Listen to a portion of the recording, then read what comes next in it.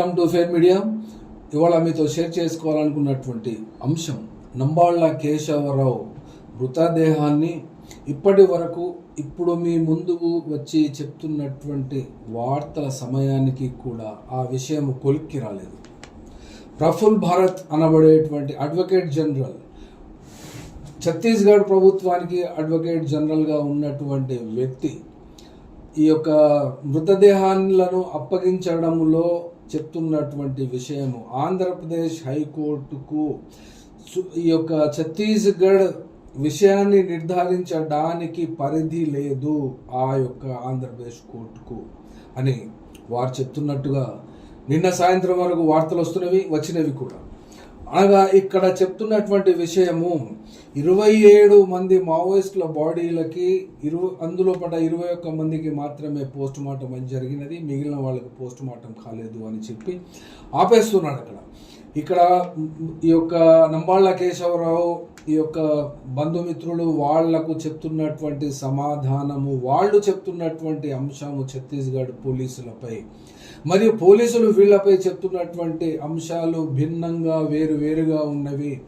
ఎవరిని బెదిరించలేదు అని ఛత్తీస్గఢ్ పోలీసులు ఎప్పటికీ కూడా సుందర్ రాజ్ ఐజీ బస్తర్ రేంజ్ ఆయన చెప్తుంటాడు. ఆ ఆఫీస్కు సంప్రదించిన తర్వాత కూడా ఇక్కడ ఉండడానికి వీల్లేదు అని యొక్క బంధుమిత్రులు చెప్తున్నట్టుగా కూడా వచ్చినటువంటి వార్తల సందర్భంలో నిన్నటి పిటిషన్ ఆంధ్రప్రదేశ్ హైకోర్టు పిటిషన్ 2 పిటిషన్లను డిస్పోజ్ చేస్తూ అక్కడ చెప్పినటువంటి అంశాన్ని ఛత్తీస్గఢ్ కోర్టు అనగా కోర్టు పరిధికి రాదు అని చెప్తున్నప్పుడు మరి కోర్టు పరిధికి పోవడానికి ఇవాళ ఛత్తీస్గఢ్ రాయ్పూర్ హైకోర్టు సెలవు ఉంటుంది కాబట్టి చెప్పకనే ఈ యొక్క బంధువులకు ఛత్తీస్గఢ్ హైకోర్టులో పిటిషన్ ఫైల్ చేయాలని చెప్పకనే చెప్తున్నదా ఛత్తీస్గఢ్ ప్రభుత్వం అంటే అది అంతుపట్టనటువంటి విషయమే.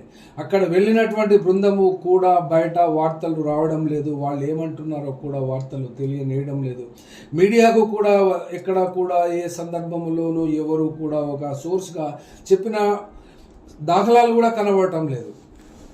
అట్లాగే ఆంధ్రప్రదేశ్ హైకోర్టు యొక్క ఈ యొక్క బెంచ్ జస్టిస్ ఎన్ హరినాథ్ మరియు జస్టిస్ లక్ష్మణ్ రావు వాళ్ళు 2 పిటిషన్లను డిస్పోజ్ చేస్తూ ఈ యొక్క జ్యూరిడిక్షన్లకు సంబంధించి మేము ఆ లోతుల్లోకి వెళ్ళము అని కూడా చెప్పారు. అనగా ఈ యొక్క జ్యూరిడిక్షన్ సమస్య ఈ యొక్క ఆంధ్రప్రదేశ్ హైకోర్టు యొక్క జ్యూరిడిక్షన్ ఛత్తీస్గఢ్కు వర్తించదు అని ప్రఫుల్ భారత్ చెప్తున్నారు. అట్లాగే ఇక్కడ ఉన్నటువంటి అడ్వకేట్ జనరల్ దమ్మలపాటి శ్రీనివాస్ కూడా అదే మాట చెప్తున్నారు. అంటే ఇది యొక్క 2 ప్రభుత్వాల చెప్పు చేతల్లో ఉన్నటువంటి అడ్వకేట్ జనరల్స్ ద్వారా ఈ ప్రభుత్వాలు మరియు ఈ పోలీసు శాఖకు గనక ప్రభుత్వాలలో ఉండేటువంటి పెద్దలు ఆదేశిస్తే ఖచ్చితంగా చేస్తారు. కానీ పోలీసు శాఖకు అనుకూలమైనటువంటి ఆదేశాలు ఇవ్వడంలో ఇక్కడి ప్రభుత్వాలు అనగా బీజేపీ ప్రభుత్వములో ఉన్నటువంటి ఛత్తీస్గఢ్ రాష్ట్రం కానీ అటు ఆంధ్రప్రదేశ్లో ఉన్నటువంటి నారా చంద్రబాబు నాయుడులో ఉన్నటువంటి బీజేపీ ప్రభుత్వము కానీ అడ్వకేట్ జనరల్లకు ఈ యొక్క సమస్యను పరిష్కరించి ఈ యొక్క గౌరవప్రదమైనటువంటి అంత్యక్రియలు చేయాలని ఆలోచన ఆ ప్రభుత్వానికి కానీ ఈ ప్రభుత్వానికి కానీ లేనటువంటి సందర్భములో ఇక్కడ వందలాది వేలాది లక్షలాది మంది ఎదురు చూస్తున్నటువంటి ఈ యొక్క శవాలను ఈ మృతదేహాలను అప్పగించినట్లయితే ఆయా కుటుంబీకులకు వాళ్ళు గౌరవప్రదంగా తమ అంతర్క్రియలు చేయడానికి హక్కు ఉంటుంది. ఏ పద్ధతిలోనైనా ఏ కోర్టులైనా కూడా ఏ మిలిటరీ ప్రభుత్వమైనా కూడా అటువంటి హక్కులను హరించజాలదు అని దేశవ్యాప్తంగా చెప్తున్నప్పటికీ అర్థం చేసుకుంటున్నప్పటికీ కూడా ఇవి మొండి వైఖరి ఈ యొక్క 2 ప్రభుత్వాలు అనుసరిస్తూ పోలీసులపై ఒత్తిడి తీసుకొచ్చి వాళ్ళతో ఎన్కౌంటర్లు జరిపించినా కూడా ఎన్కౌంటర్లు చేస్తున్నా కూడా ఆ చివరికి వాళ్ళ మృతదేహాలను అప్పగించడంలో కూడా ఈ యొక్క పరిధుల పంచాయతీలు పెట్టుకొని ఇప్పటి వరకు కూడా దానికి ముగింపు పలకడం లేదు. ఎట్లాగో ఈ యొక్క ఆపరేషన్ కగార్ను ఆపడం లేదు, చర్చలకు కూడా సిద్ధపడడం లేదు. కాబట్టి ఇక్కడ వచ్చేటువంటి మార్చి 26, 31 వరకు ఈ యొక్క మావోయిస్టు లేని భారతదేశాన్ని నిర్మించాలి, భారతదేశాన్ని తయారు చేసుకోవాలి. ఆ యొక్క వేలాది లక్షలాది కోట్లాది ఎకరాల కిలోమీటర్లలో ఉండేటువంటి ఈ యొక్క భూములను కార్పొరేట్ సంస్థలకు అప్పగించి తమ బాధ్యతను నెరవేర్చుకోవాలి, చేతులు దులుపుకోవాలి అని అనుకుంటే ఇక్కడ ఉన్నటువంటి ఆదివాసీ ప్రజల యొక్క జీవన శైలి, జీవనం మరియు వాళ్ళ బ్రతుకులు ఏ రకంగా మారుతాయో మరి ఇక్కడ ఉన్నటువంటి దేశవ్యాప్తంగా కానీ ఇటు తెలంగాణ రాష్ట్రంలో కమల ఫలాలు కానీ లేకుంటే రత్నాలు కానీ ఆంధ్రప్రదేశ్లో ఉండేటువంటి నాయకులు కానీ ఎవరు కూడా ఇందుకు సంబంధించి ఏమి మాట్లాడడం లేదు, ఏమి చెప్పడం కూడా లేదు. కనీసము ఒక రకంగా చెప్పాలంటే మావోయిస్టు పార్టీకి అందరూ శత్రువులే అయినప్పటికీ కూడా ప్రజల పట్ల అచంచల విశ్వాసాన్ని కలిగి ఉన్నటువంటి పార్టీ కాబట్టి అందులోపల పూర్తి కాలపు జీవితాన్ని 40 సంవత్సరాలు సుమారు నంబాళ్ళ కేశవరావు గడిపి వాళ్ళ యొక్క అభివృద్ధికి, ఉన్నతికి పాటు పడ్డటువంటి సందర్భాలను కూడా ఎవరు, ఏ రాజకీయ పార్టీ కూడా జీర్ణించుకోలేక ఆ యొక్క ఏజెండాను తమ ఏజెండాయే అని ఎన్నికలప్పుడు మాట్లాడి ఓట్లు దండుకొని అధికారంలోకి వచ్చి తమ యొక్క ఏజెండాను మార్చుకొని తమకు కావలసినటువంటి వ్యాపార సంబంధాలను ఏర్పరచుకొని ఆ రకమైనటువంటి పరిపాలనను అందిస్తున్నటువంటి సందర్భాన్ని అప్పటి నుండి ఇప్పటిదాకా కూడా చూస్తున్నాము. కాబట్టి ఈ యొక్క పరిధుల పంచాయతీ, ఏపీ హైకోర్టు పంచాయతీ, తర్వాత ఛత్తీస్గఢ్ కోర్టు పంచాయతీ అనగా ఏకకాలంలో ఇక్కడ సిఎల్సి వాళ్ళు కానీ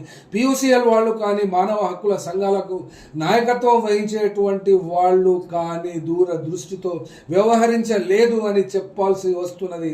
చెప్పాలంటే ఖచ్చితంగానే చెప్పి తీరుతాం, అందులో పడే ఎలాంటి సందేహం లేదు. ఏపీ హైకోర్టుకు అప్రోచ్ అయినటువంటి వాళ్ళు అదే కాలంలో ఛత్తీస్గఢ్ కోర్టుకి గనక పిటిషన్ ఫైల్ చేసినట్లయితే ఏకకాలంలో 2 పిటిషన్లపై కూడా అవకాశాలు ఉండును. కానీ ఛత్తీస్గఢ్ ప్రభుత్వానికి ఆ పరిధి ఉండదు.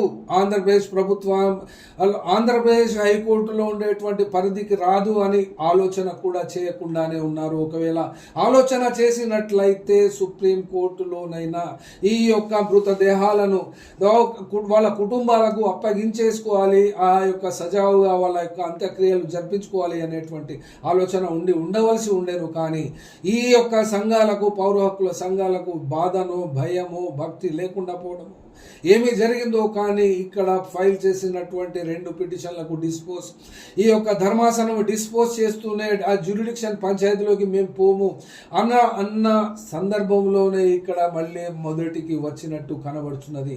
లేదా ఇప్పుడు నిన్నటి నుండి ఇప్పటి వరకు జరుగుతున్నటువంటి పరిణామాలను దృష్టిలో పెట్టుకుంటే ఆ యొక్క నంబాళ్ళ కేశవరావు యొక్క మృతదేహాన్ని అప్పగించినట్టు కనబడతలేదు.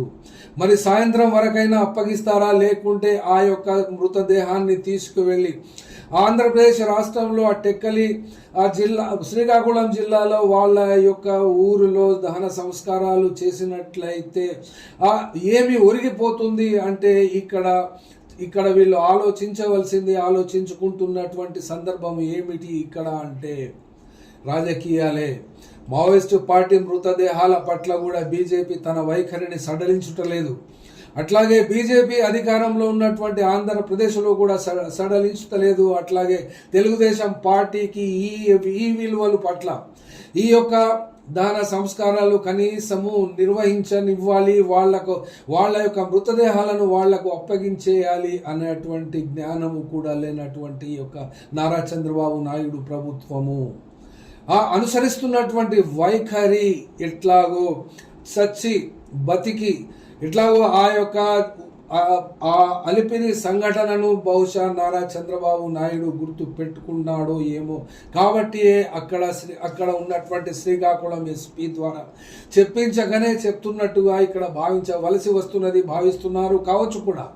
ఎందుకనంటే భారతదేశ చరిత్రలోనే ఏర్పడ్డటువంటి ఏప్రిల్ 22, 1980లో ఏర్పడ్డటువంటి కమ్యూనిస్టు పార్టీగా ఉన్నటువంటి పార్టీకి అత్యున్నతమైనటువంటి స్థాయిలో భారతదేశంలోనే ఉన్నటువంటి నక్సలైట్స్ పార్టీలకన్నిటికీ కూడా ఒక పెద్దన్నగా వ్యవహరించినటువంటి సిపిఐ మావోయిస్టు పార్టీ యొక్క కేంద్ర కార్యదర్శి యొక్క హత్య చేయడము, ఆపరేషన్ కగార్ పేరుతో చేయడము అంటే ఇది దిగ్భ్రాంతికరమైనటువంటి సంఘటననే భారతదేశ వ్యాప్తంగా చూస్తున్నారు. అట్లాగే ఈ యొక్క మావోయిస్ట్ పార్టీ యొక్క ప్రభావిత ప్రాంతాల్లో కూడా వాళ్ళ యొక్క సానుభూతి పరులు వాళ్లకు ఏ కారణాల చేతనైనా సరెండర్ అయిపోయి జనజీవన స్రవంతిలో కలిసినటువంటి వాళ్ళు కూడా అమిత ఆసక్తిగానే చూస్తున్నారు. అటు హిందీ బెల్ట్లో కూడా పట్టు సాధించినటువంటి మావోయిస్టు పార్టీ తమ యొక్క ఎత్తుగడల ద్వారా ప్రతి ఒక్కరి అటువైపున నార్త్లో ఉన్నటువంటి రాష్ట్రాలలో మనసులను జయించినటువంటి పార్టీగానే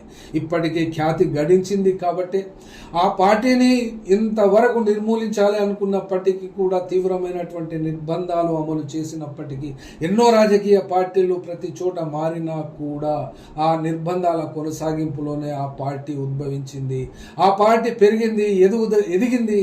మరియు ఇప్పుడు ఆ యొక్క పార్టీ భవిష్యత్తు ఏమిటి అనుకున్నటువంటి సందర్భంలో వందలాది వేలాది మంది కూడా డిబేట్లు పెడుతున్నారు. పార్టీ అయిపోయింది, పార్టీ ఖతం అంటున్నారు కొంతమంది అయితే ఈ పార్టీ సాయుధ పోరాట విరమణ చేస్తుంది కాబట్టి సాయుధ పోరాట విరమణ డైరెక్ట్గా చేయకపోయినా చర్చల ద్వారా ఆ యొక్క సాయుధ పోరాట పంధాను వదిలివేసి మిగిలిన రాజకీయ పార్టీ లాగే చేస్తుంది అని తమ యొక్క విశ్లేషణల ద్వారా ప్రజలకు చెప్తున్నారు. అది ఎంతవరకు కరెక్టో తెలియదు.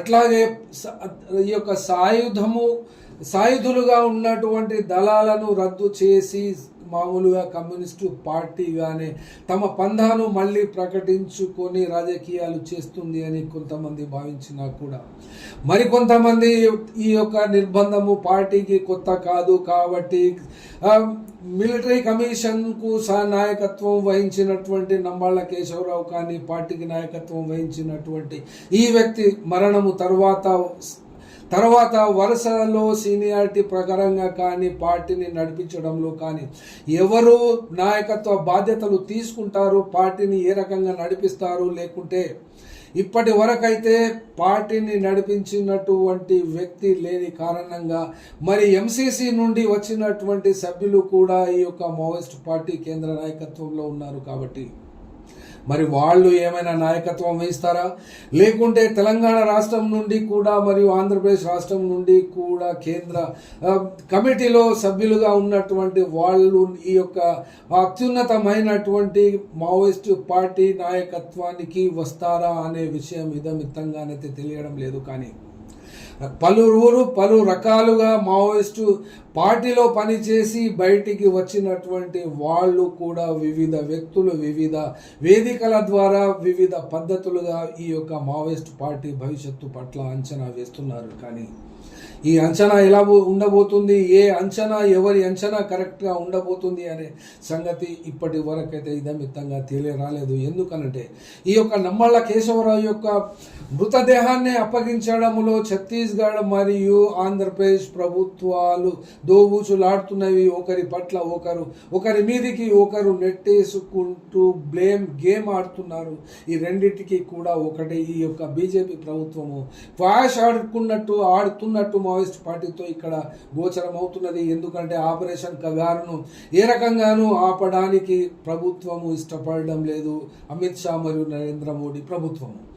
అలాగే చర్చల విషయము లేవదీసినటువంటి మేధావులు అనబడేటువంటి వాళ్ళు కానీ మేధావులుగా చలామణి అయ్యేటువంటి వాళ్ళు కానీ లేవనెత్తినటువంటి అంశాల పట్ల కూడా సుముఖంగా ఈ యొక్క మావోయిస్టు పార్టీ వచ్చినా కూడా చర్చలకు అంగీకరించి వీళ్ళ మాటలు విని అభయ్ పేరుతో విడుదల చేసినటువంటి ప్రకటన కానీ రూపేష్ ప్రకటన కానీ ఆ యొక్క ప్రకటనలను ఛత్తీస్గఢ్ ప్రభుత్వము కానీ government of India Amit Shah మరియు మోడీ ప్రభుత్వము కానీ పట్టించుకోకుండా మావోయిస్టు పార్టీ నిర్మూలననే వాళ్ళ యొక్క ఏజెండాగా వాళ్ళు అనుకున్నటువంటి ఆపరేషన్ కగార్ సమయానికంటే ముందే పూర్తి చేయాలనేటువంటి ఉద్దేశంతో ఉన్నట్టుగా ఇక్కడ కనబడుచున్నందున మావోయిస్ట్ పార్టీ భవిష్యత్తు ఏమిటి, మరి ఈ యొక్క పార్టీ నిర్ణేతలు ఎవరు, కార్యదర్శి పదవిని ఎవరు నిర్వహిస్తారు, మరి ఒకవేళ పార్టీ కార్యకర్త యొక్క నాయకత్వానికి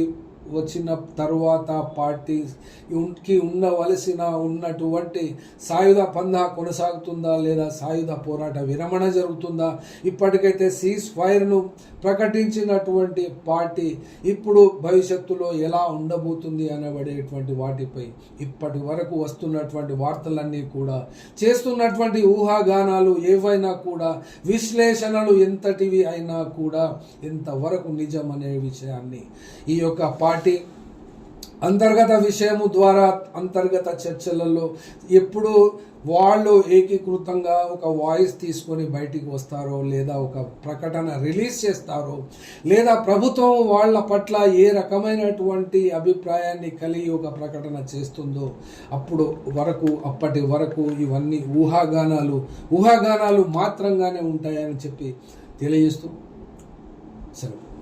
फेयर मीडिया में आपका स्वागत है। हमारे चैनल को सब्सक्राइब करें और हमारे वीडियो देखें। हर अपडेट के लिए घंटी आइकन चालू करें।